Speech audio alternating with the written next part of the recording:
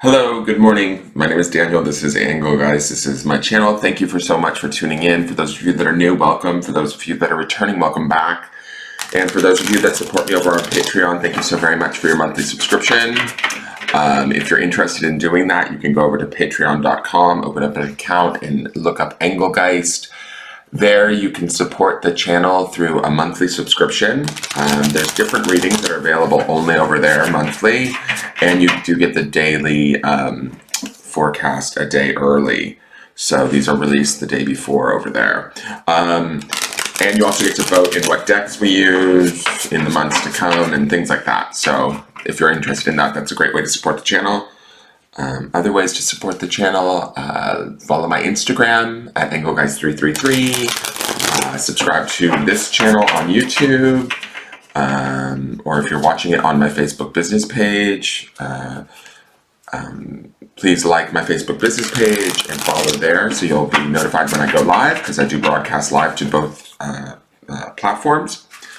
And beyond that, that's it. This is your daily forecast. This is a forecast that's broad spectrum for the greater collective, for the highest good. So it is set up for Wednesday, June 17th, but because it's for the highest good of the greater collective, I feel like it's a broad spanning forecast, which means a couple of things. One is you need to figure out where it applies in your life, which for some of you, I believe that you can easily do that as I'm talking.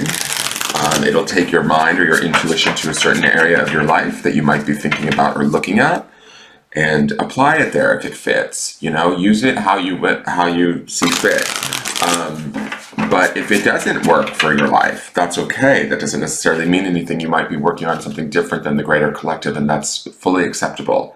If this video reaches you on a day that's not the 17th of June, that's fully fine too. Right? Because if it is a message for the greater good of the highest good of the greater collective, I keep wanting to switch those, then whenever it reaches you is like sort of the perfect time, is kind of my intention. Okay, I just saw 222 on my video counter when I said that.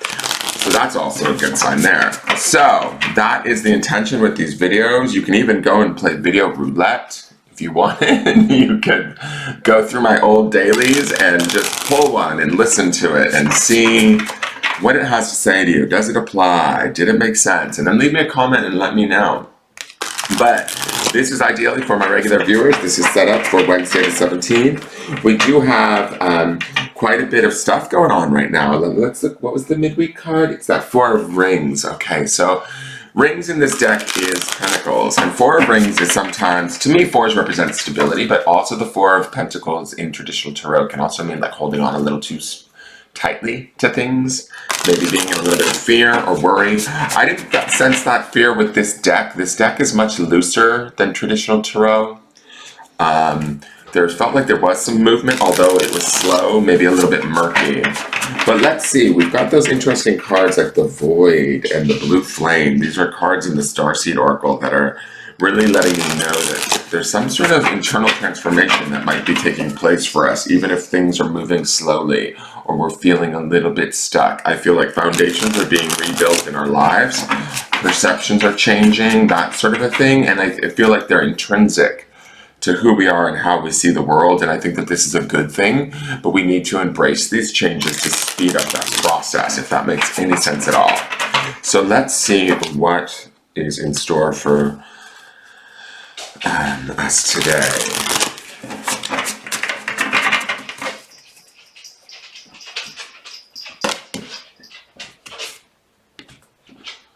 Okay, interesting. I think he was our first card of the, oh, he was on the second day of this month. He showed up. I remember this card because he's such an attractive King of Swords. He's just gorgeous. Let me show you him. So he is the King of Swords. Oh, sorry, let's get it in the camera, Dan. all tatted up and beautiful, pensive, thinking, articulate, and intelligent. The swords is the element of the air, right? The air element, in that in the realm of the mind, our thoughts, our the King of Swords. You know, he indicates this idea of action allowed with the idea of thought. Kings represent the element of fire, right? They're sort of the epitome or the highest of the court cards. So to me, they've reached that element of fire underneath in the suit of being a king, right? But this being in the element of air, which is swords, to me, they kind of feed off of one another, right? So the King of Swords is he's working well with. Does that make sense? I'm sorry, it's a little early. What I mean is like sort of fire needs oxygen or air to burn, and vice versa. They are symbiotic. They have a symbiotic relationship that help each other to be more powerful, more strong, that sort of a thing, right? So when we've got the King of Swords here, I feel like he is very much in his element. He is very much in his knowing. I think that there's a quietness to this King of Swords, which I like, actually. With his eyes closed and his head turned to the side, it's sort of like there's a peace with this King of Swords.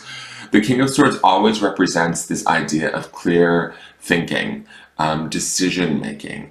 I love that we have these two swords on either side of him, which make me think about stability or sort of feeling protected, not alone, even though we might be alone, because he is only singular here into this card. But I feel like he is clear amidst the chaos. And so I think that that's an important message with this card today. And the reason why I say that is all of this cloud cover in the background behind him, to me, feels like maybe the world around us and the shifts and the changes that are happening, the things that we can't necessarily see clearly.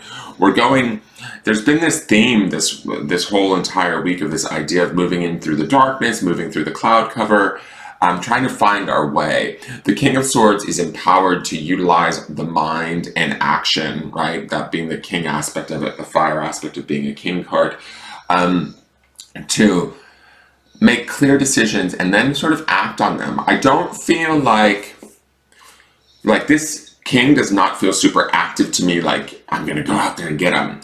He feels like he's taking action almost internally with his thoughts. That's his eyes being closed. Almost, I don't know how many of you meditate or taking time for reflection or introspection, but I think that right now it's a very powerful time to do that. It's a very powerful time to find out, a little bit about ourselves through our thoughts. I love that he's bare-chested and showing you,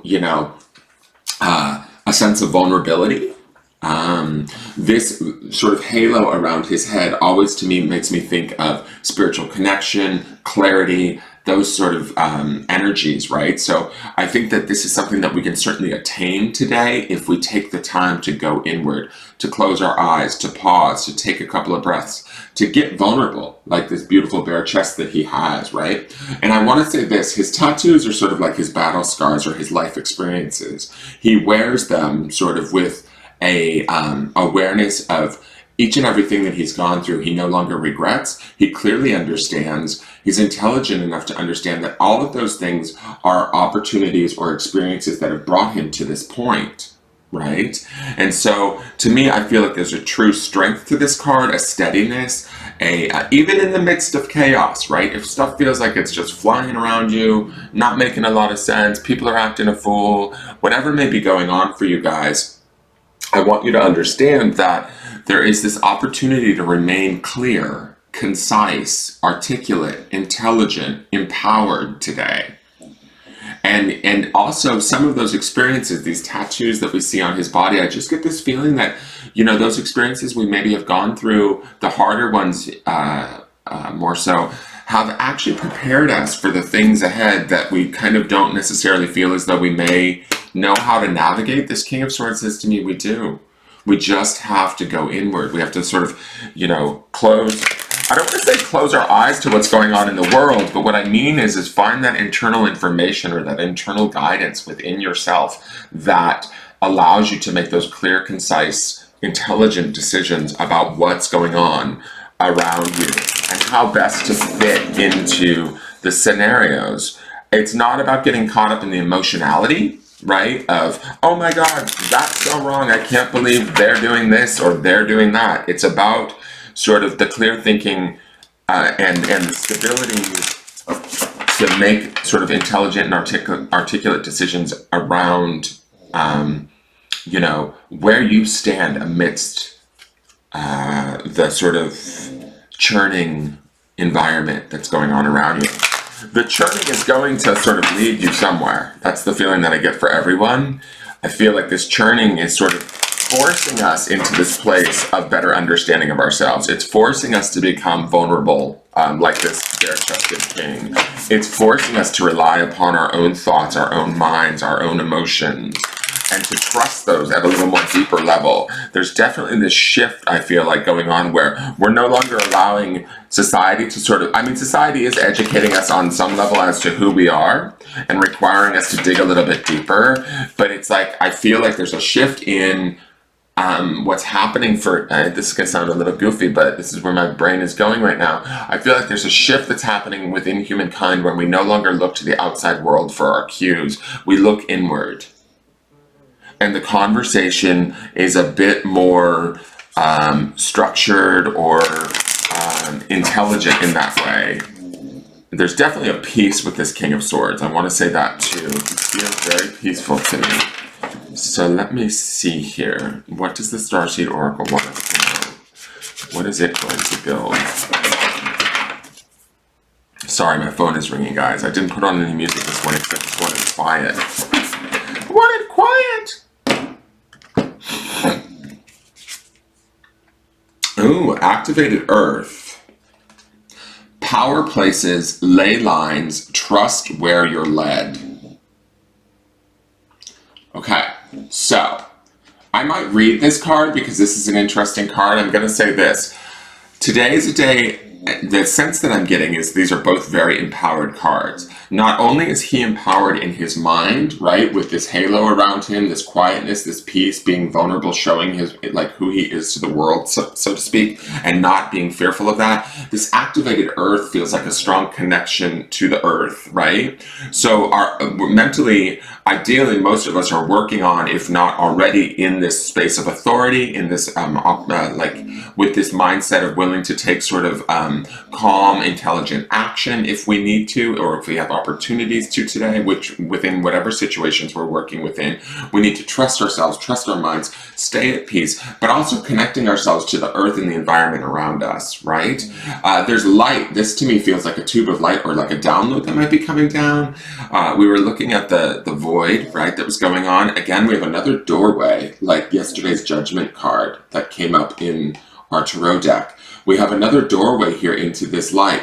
Where is it that you feel most at peace in the world? Where is it that you sort of need to be? Where is it that empowers you the most? Is kind of the feeling that I'm getting from this card.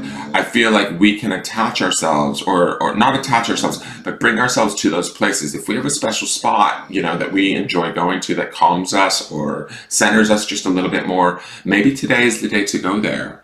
And to connect to that place a little bit, to ground in that place. Even if that place is your own home, right?